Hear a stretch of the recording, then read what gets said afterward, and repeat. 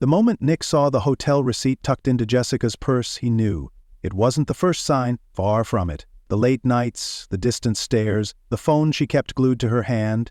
He'd seen the way she smirked at her screen, the way she got dressed with a little too much effort for her so-called girls' nights. But this was proof. He didn't confront her right away. That wasn't his style. He wasn't the type to shout or demand answers. No, Nick was a man who let actions do the talking.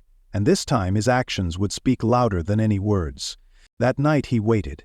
Jessica strolled in past midnight, humming to herself, as if she hadn't just spent hours tangled up with another man. "Hey babe," she called casually, slipping off her heels. "Long day?" Nick just smiled.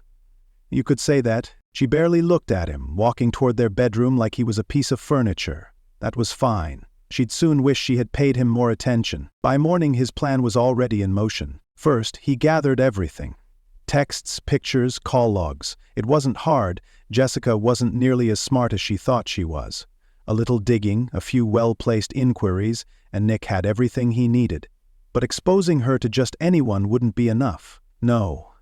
He wanted to make sure when she fell hard. So, he went for the people who mattered. Her family, her friends, and most of all, Mark's wife. It was almost too easy. A carefully forwarded message here, a strategically leaked picture there. Within 24 hours the whispers began. Jessica had no idea. That evening, as Nick sat at the dinner table, calmly stirring his coffee, Jessica waltzed in with that same smug confidence.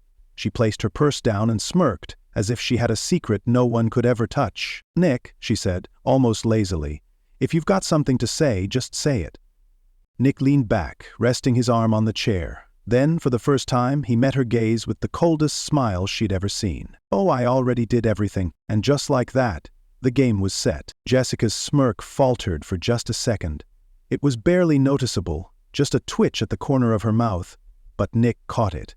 That was the thing about arrogance. It only held strong when no one challenged it. The moment doubt crept in, it crumbled. "What do you mean?" she asked, forcing a light chuckle. "What exactly have you done?" Nick didn't answer right away. Instead, he took a slow sip of his coffee, letting the silence stretch between them. He wanted her to feel it, the shift in power. For months, she had been the one in control, sneaking around, living her double life without consequence. Now, the scales were tipping. He finally set his mug down and exhaled, as if he were explaining something tedious. "Well," he said, "let's just say I've been busy." Jessica scoffed, crossing her arms. "You're bluffing." Nick shrugged. He reached into his pocket and slid his phone across the table. One tap and the screen lit up with a group chat full of messages. Jessica leaned forward, her eyes scanning the names. Her parents, her sister, her closest friends. And her breath caught. His wife. What is this?" she whispered. Nick leaned in slightly, lowering his voice to a near whisper the way a predator does just before the kill. "That, sweetheart, is your downfall. Every text, every excuse, every lie you told me forwarded to the people who matter most in your life. You didn't even try to be careful, Jess. Did you really think I wouldn't find out?" Jessica's fingers trembled as she picked up the phone, scrolling through the messages. Her face drained of color. "Mom, Jessica, what the hell am I reading? Call me, now. Dad, you disgust me. Don't bother coming here for Christmas." Her sister, Megan. "Oh my God, Jess, how could you do this to Nick?" Her best friend, Lauren. "I knew something was up, but this? Wow. Don't contact me again." And the final blow, Mark's wife, Rachel. Rachel Jessica. "You and my husband? You better pray I never see you in person." Jessica's entire body tensed. "Nick," she croaked. "This is insane. You don't—" "Oh, but I do." His voice was still eerily calm. "See, unlike you, I don't run on impulse. I think things through. I make sure when I strike, I don't miss." She stood abruptly, knocking the chair back. "You don't understand what you've done," she hissed. This isn't just between us, my family." Nick tilted his head, feigning concern. "Oh, did you think this was going to stay private? Like your little hotel getaways?" Jessica grabbed the phone with both hands, scrolling desperately, her breathing ragged. "I can fix this," she muttered under her breath. "I can explain." Nick almost felt sorry for her. Almost. But then he thought about all the nights he had waited for her to come home. All the lies she had fed him while she was wrapped around another man. "No," She deserved every second of this. So, he sat back and watched as Jessica's perfect world collapsed. Jessica's hands trembled as she scrolled through the endless stream of messages, her breath coming in shallow gasps. The room felt smaller, the walls pressing in. This wasn't how things were supposed to go. Nick wasn't supposed to fight back. He was supposed to be the quiet, dependable husband, the man who swallowed his pain and carried on like nothing had happened. That was why she never worried. That was why she had laughed in his face when he confronted her. But now? Now she was the one caught off guard. She jerked her head up. "You had no right," she snapped, her voice laced with desperation. "You had no right to involve my family, my friends." Nick leaned back in his chair, stretching his arms with a slow, deliberate ease. "And you had no right to screw another man behind my back," he replied smoothly. "But here we are." Jessica opened her mouth to fire back, but a buzzing sound cut through the tension. Her phone vibrating violently against the table. One glance at the screen, and she recoiled as if it had burned her. "Incoming call, Mom." Nick smirked. "Better answer that. She's been blowing up your phone for the last 10 minutes. Jessica clenched her jaw, ignoring the call. A second later, a new message popped up. "Megan, Mom is livid. She's talking about cutting you off. Dad, too. What the hell did you do?" Jessica's fingers twitched over the screen. She wanted to throw the phone, shatter it against the wall, make all of this disappear. Then another message came through, this one from Rachel. "Rachel, you smug, selfish little bee. You thought you were untouchable? You thought you could sleep with my husband and just walk away? Guess what? Mark's getting served divorce papers tomorrow. I hope he was worth it, because you two just lost everything." Jessica's stomach twisted into knots. No, this wasn't happening. She spun back to Nick, her face pale. "You told her?" Her voice cracked. Nick chuckled. "Told her? No, Jess. I showed her." That was the final blow. Jessica staggered back, gripping the edge of the table. "Nick, please," she whispered, her arrogance completely shattered now. "We can fix this. I made a mistake, but we can work through it. You love me. I know you do." Nick stood, his expression unreadable. "Love?" He let out a low laugh, shaking his head. "Jessica, I did love you. But love dies when trust is murdered. And you didn't just kill my trust. You buried it, spit on the grave, and danced on it." Tears welled in Jessica's eyes. I didn't think you'd do this," she admitted, her voice small. Nick sighed, stepping past her toward the door. He paused just long enough to glance back, his gaze cold. He said, "Was your biggest mistake." And with that he walked away, leaving Jessica to watch the wreckage of her life burn. Jessica stood frozen in the kitchen, the weight of everything crashing down on her. Her phone was still vibrating, another furious call from her mother lighting up the screen. She didn't answer. She couldn't. Nick had turned her world upside down in a matter of hours. The confidence she had felt, the smug, untouchable arrogance, had vanished. Now, all that remained was the horrifying realization that she was alone. Her parents, the people who had always come to her rescue, were disgusted with her.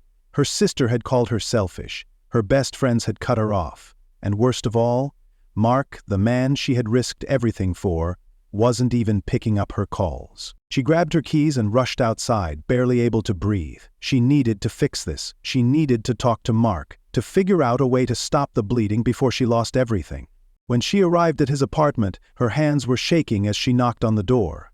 No answer. She knocked again, louder this time. Finally, the door swung open, and there stood Mark. But he wasn't alone. Rachel, his wife, was standing beside him, arms crossed, her face filled with satisfaction. Jessica's heart pounded. "Mark, we need to talk." Rachel let out a sharp laugh. "Talk? Oh, honey, we already talked." She turned to Mark with a smirk. "Didn't we?" Mark looked like a man who had been caught in a bear trap. His usual cocky demeanor was gone, replaced by pure panic. "Jessica," he said, rubbing his forehead. "This isn't a good time." Jessica blinked. "Aren't you going to let me in?" Rachel tilted her head. "Oh, you thought Mark would choose you?" She laughed again. "That's adorable." Mark cleared his throat, shifting uncomfortably. "Look, Jess, things are complicated now. Rachel's giving me a chance to make things right." Jessica felt like she had been slapped. "You're taking her back?" Rachel stepped closer. I have something you don't, sweetheart. A prenup. She smiled cruelly. Mark stands to lose everything in the divorce. And unlike you, I actually know how to play the long game. Jessica turned back to Mark, feeling desperation clawing at her chest. You said you loved me, Mark sighed. I liked you, Jess. But love? Come on. You were fun, but I'm not going to throw my life away for you. Jessica staggered back. I destroyed my marriage for you, Roger snorted. Yeah, and look where that got you. She reached for the door.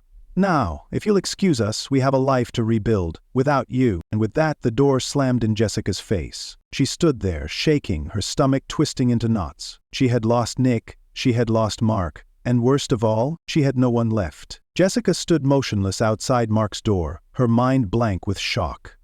Just hours ago she had been laughing, secure in her belief that she had everything under control. Now?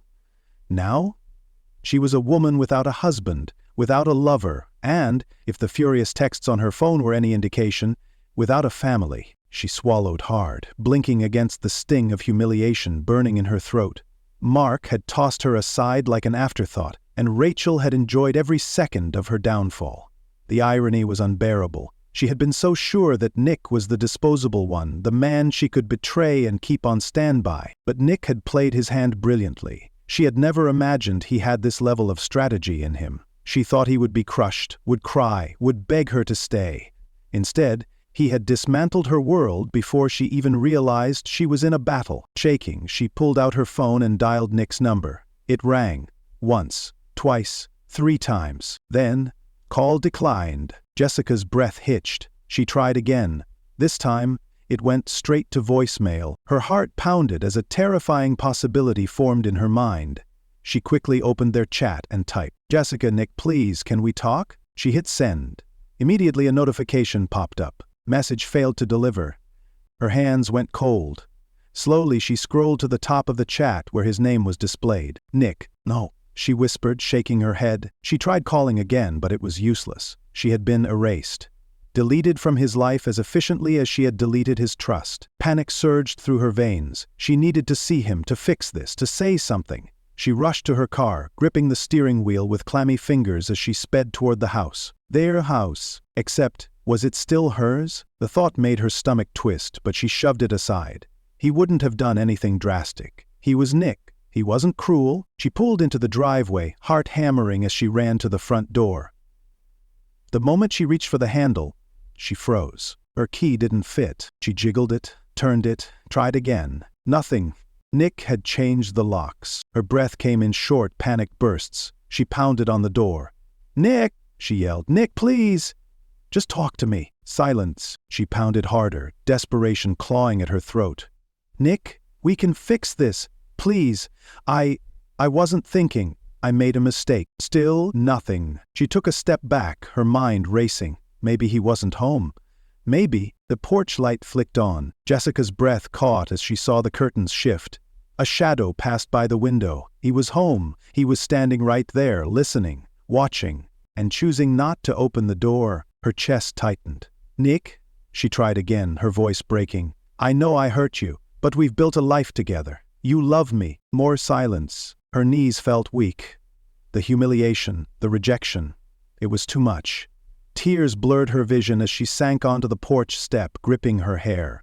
I lost everything, she whispered, more to herself than anyone else.